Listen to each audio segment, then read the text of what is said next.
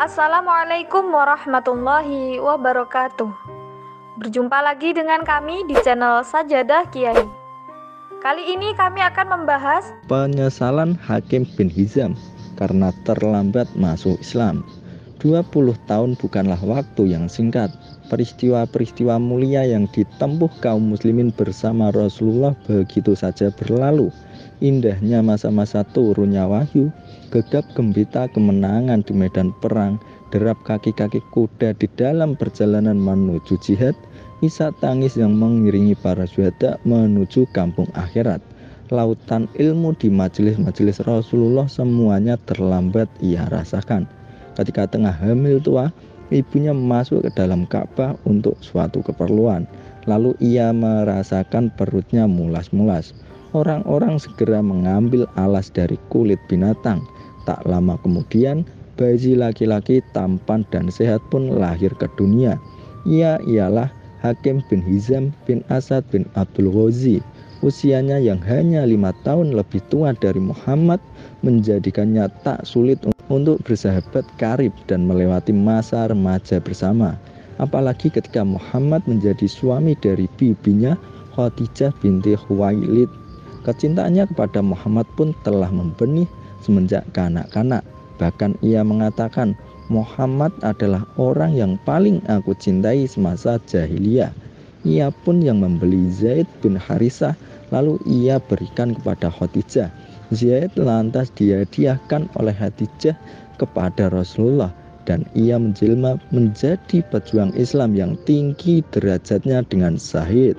Namun sayang, semua itu tak juga membuat sinar hidayah menembus hatinya.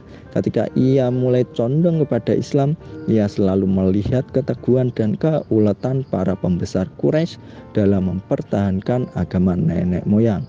Akibatnya, hidayah kembali menjauh darinya. Apa yang diucapkan Rasulullah menjadi kenyataan. Usianya menginjak 70-an tahun, Hakim mengucapkan kalimat syahadat bersama orang-orang Quraisy yang tak berkutik melawan tentara Muslim dalam peristiwa Fathu Makkah.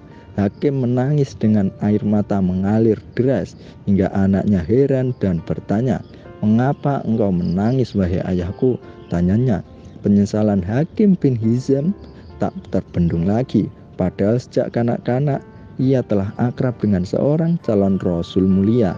Aku menangis terlambat masuk Islam anakku, hingga begitu banyak peristiwa berharga terlewatkan yang tak mungkin bisa aku dapatkan dengan kepingan emas dan perak.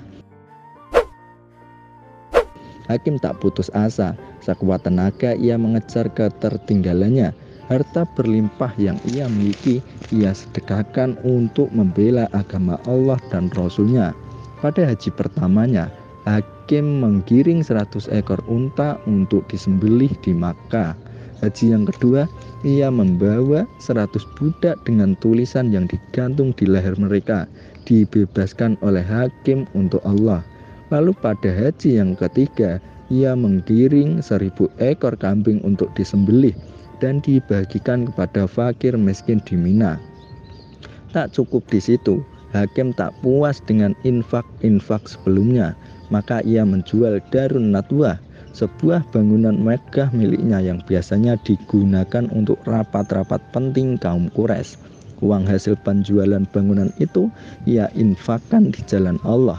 Ketika seorang bertanya tentang hal itu, Hakim menjawab, "Sesungguhnya aku menggantinya dengan membeli sebuah rumah di surga, dan engkaulah yang menjadi saksinya," jawab Hakim.